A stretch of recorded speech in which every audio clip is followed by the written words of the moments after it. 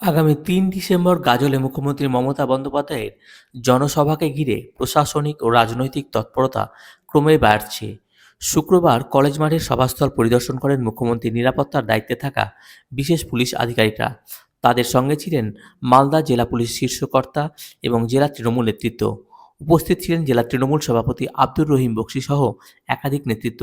এদিন পুলিশ আধিকারিকরা সভাস্থলের প্রতিটি গুরুত্বপূর্ণ দিক খতিয়ে দেখেন।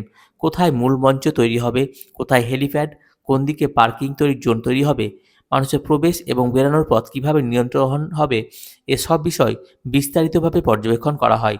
মুখ্যমন্ত্রীর নিরাপত্তা নিশ্চিত করতে অতিরিক্ত বাহিনী মোতায়েন, নজরদারি ক্যামেরা বসানো এবং জরুরি পরিস্থিতিতে পথ তৈরির মতো বিষয়গুলি আলোচনা হয়। রাজনৈতিক দৃষ্টিতে এই সভা অত্যন্ত গুরুত্বপূর্ণ বলে মনে করছে